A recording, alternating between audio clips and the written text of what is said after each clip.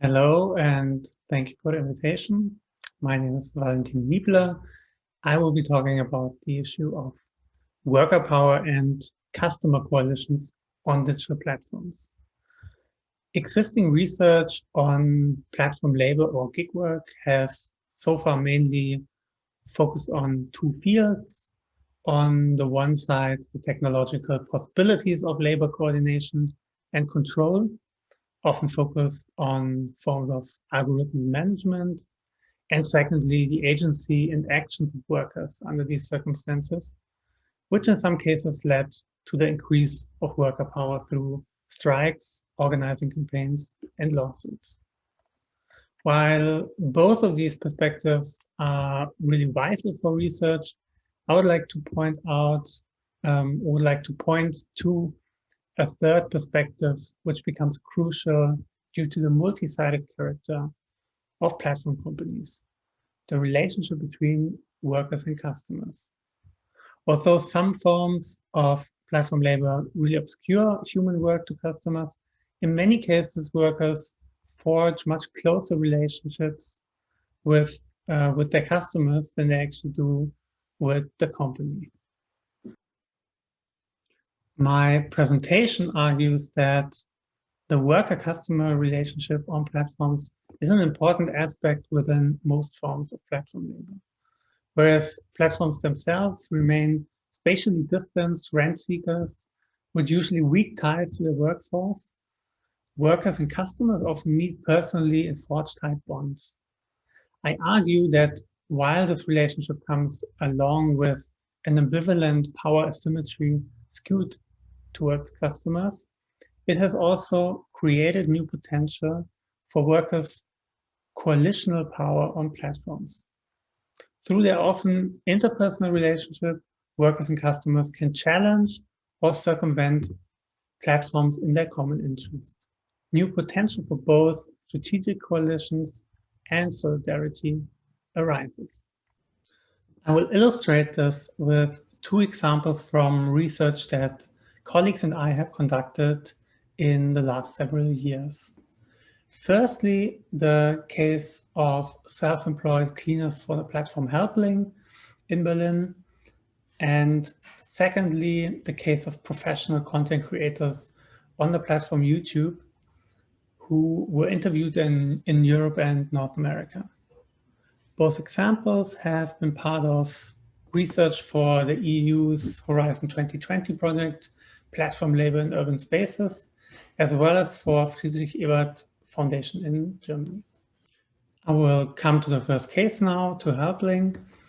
Helpling is a platform that offers cleaning services in private households. The company is mostly active in Western Europe, and as with most platforms, cleaners are self-employed and matched with customers through the platform's app. Among the biggest problems of workers are, not surprisingly, low wages due to the high commission of Helpling, as well as missing social security through the lack of employment status. Usually cleaners work in households on a bi-weekly basis, so they come every 14 days to the customer. This regular relationship leads to an often close bond between workers and their clients. One of our interviewees talks about her favorite client, which she goes to despite a relatively large distance. She states that, "I live in Steglitz and my favorite customer lives in Friedrichstraße, and I go to her because she's perfect. She's like the perfect customer. I have a small girl crush on her. When I arrive, she offers me coffee, she sits me down, we talk for 10 minutes, and then she goes to work." Another worker says about their customers, "They talk to you, they talk about their life, they open up." In contrast to this often close bond, workers retain very loose and distant ties to Helpling itself. Many have never seen company management ever and only have some contact to the customer service, which they also often complain about. This relationship between workers and customers leads to forms of solidarity and accomplishment between workers and their clients.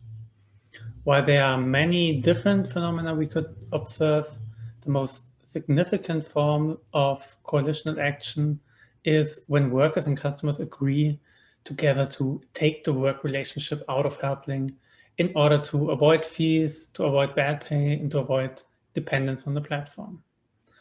One worker we interviewed describes being offered such a deal. He says, this particular couple that I work for today, they were like, we don't trust Helpling, we want to take you out of it. And that has been repeatedly said to me.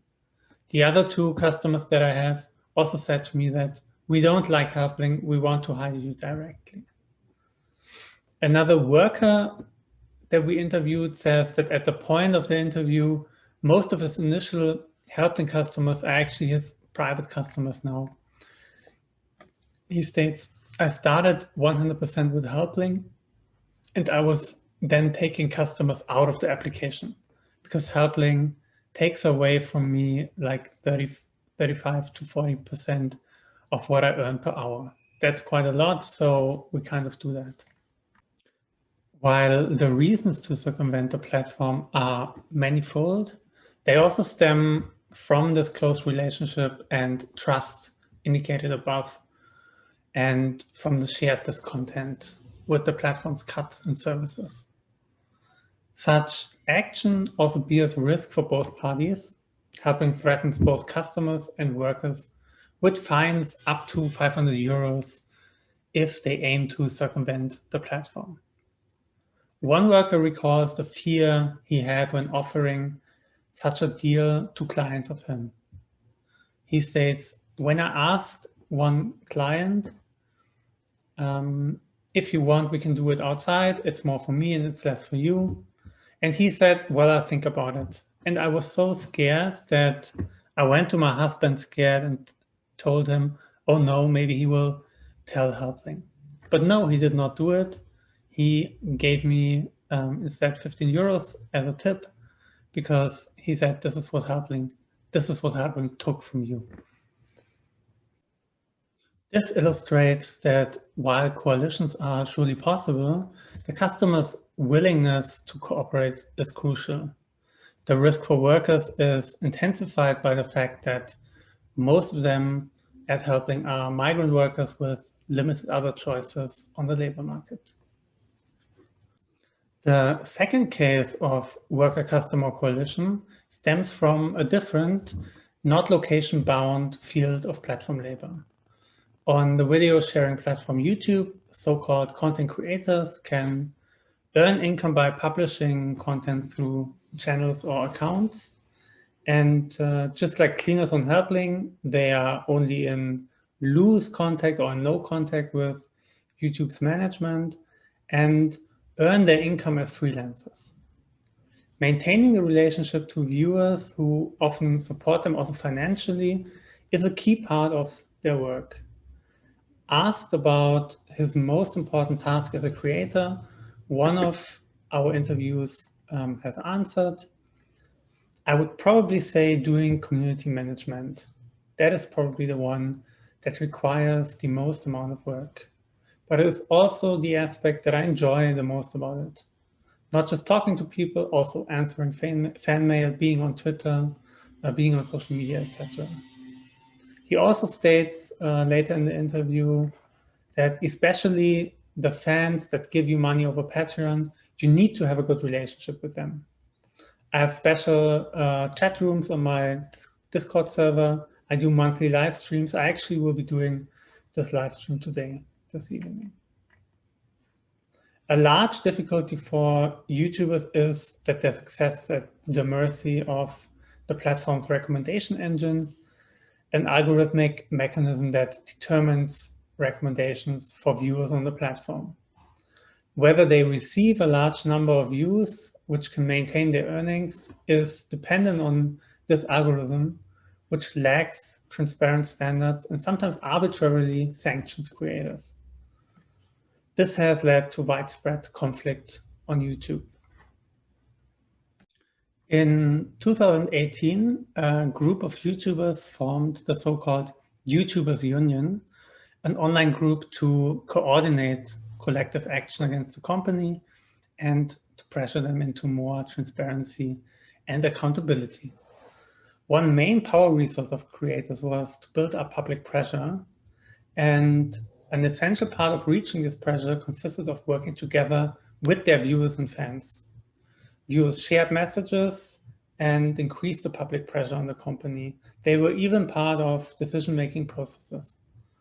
This increased not only the strength in numbers of the group, but also its visibility and its actions. In the Facebook group, one user, for instance, stated, "I'm just a YouTube user, but wanted to put my support behind the creators, as I consider myself quite an active user. I know I am only one person, but I'm more than happy to join and support boycotts. I will also spread the word around where I can." Another user or subscriber stated, "We, or at least I, your consumer, will respect a YouTube strike and not cross the line, the same way as I would respect a picket line in my own city.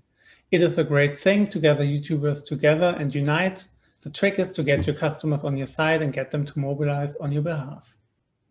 One outcome of the action of the YouTubers Union have been direct talks with YouTube and Google, which have overall led to a bit more transparency on the platform and increased the public pressure on the company for its actions. As I have been illustrating here in both cases, worker-customer coalitions can pose a threat to platform companies. In the case of Helpling, the platform can be circumvented through worker-customer coalitions, a major economic hazard to the company's business model. In the case of YouTube, viewers have crucially supported efforts to publicly pressure the company for transparency and accountability. In both cases demonstrated here, coalitions were built through close proximity, mutual sympathy, and common disappointment with the platform's management. Large cuts, tight control, or opaque decision-making led to widespread disappointment. And in both cases, neither workers nor clients feel strongly committed to the company.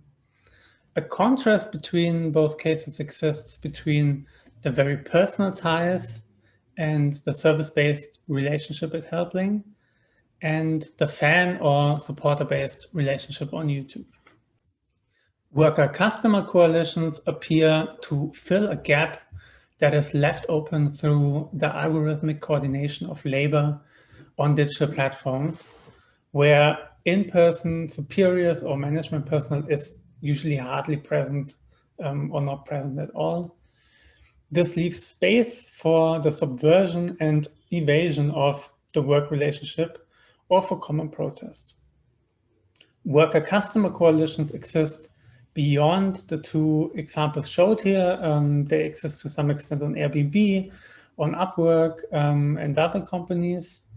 And its potential usually correlates with the proximity of the worker-customer relationship.